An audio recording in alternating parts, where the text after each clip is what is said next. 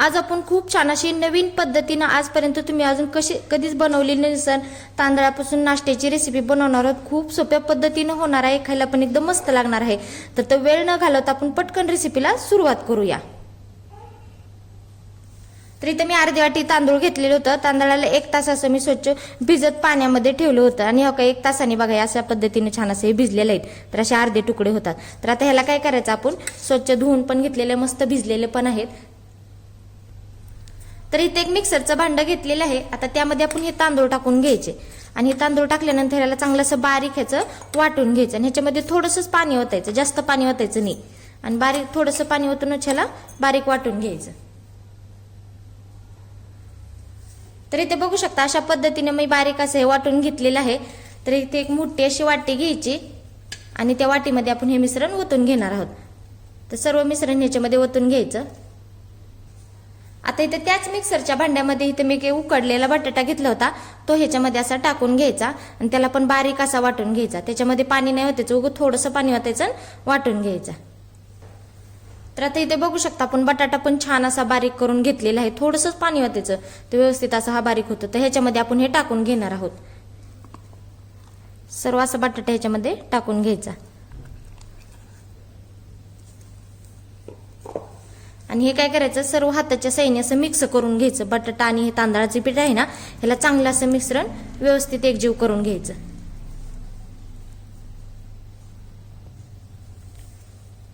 तर इथे बघू शकता आपण अशा पद्धतीने छान असं मिश्रण तयार केलेलं आहे। उगं थोडंसं पाणी टाकून हे व्यवस्थित असं हे मिक्स करून घ्यायचं। इथं मी थोडंसंच पाणी टाकलेलं आहे। आता त्यामध्ये इथं मी लाल मिरची 2 घेतली होती, अशा त्याला बारीक चिरून घेतलेले आहेत। हे वाळलेल्या मिरची आहेत, ते पण ह्याच्यामध्ये टाकून घ्यायचं। अर्धा चमचा जिरं घेतलेलं आहे, ती पण ह्याच्यामध्ये टाकायचं।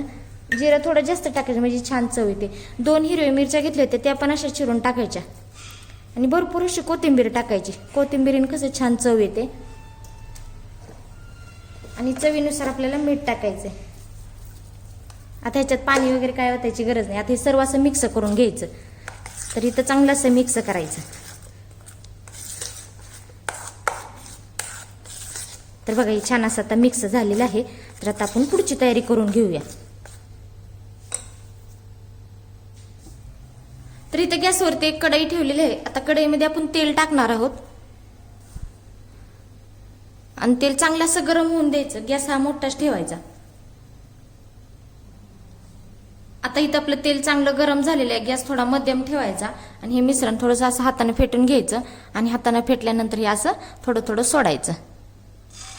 तर असं बारीक बारीक सोडून घ्यायचं। तर हळूवारपणे सर्व असं व्यवस्थित सोडून घ्यायचं। तर इथं बघू शकता अशा पद्धतीने आपण सगळं असं सोडून घेतलेलं आहे। आता चांगल्याला लालसर होईपर्यंत आपण तळून घेणार आहोत आणि गॅस हा मध्यमच ठेवायचा। तर आता ह्याला आपण थोडंसं असं हलवून घ्यायचं आणि खालची साईड व्यवस्थित अशी तळून घ्यायची। आता ही बघा खालची साईड छान अशी लालसर झालेली आहे। आता पलटी केल्यानंतर पण आपण अशाच पद्धतीने हे तळून घ्यायचं। तर थोडंसं असं हलवायचं। तर इथे बघू शकता आपण दोन्ही साईडने छान असं लालसर होईपर्यंत तळून घेतलेलं आहे। तर आता आपण हे काढून घेणार आहोत। तर इथे बघू शकता अशा पद्धतीने आपण हे तळून घेतलेलं आहे। तर बाकीचं पण अशाच पद्धतीने आपण तळून घेणार आहोत। तर इथे बघू शकता आपला मस्त असा तांदळापासून नाश्ता तयार झालेला आहे। घरी नक्की ट्राय करा, खूप छान झालेला आहे। खायला पण एकदम मस्त लागणार आहे आणि लहानपासून मोठ्यांपर्यंत सर्वांना आवडणार आहे। तर मी ते एक तुम्हाला तोडून दाखवते बघा, कुरकुरीत असा हा नाश्ता झालेला आहे। तर तुम्हाला माझा नाश्ता कसा वाटला तो कमेंटमध्ये मला नक्की सांगा। चला तर मग भेटूया पुढच्या रेसिपीमध्ये। तोपर्यंत धन्यवाद।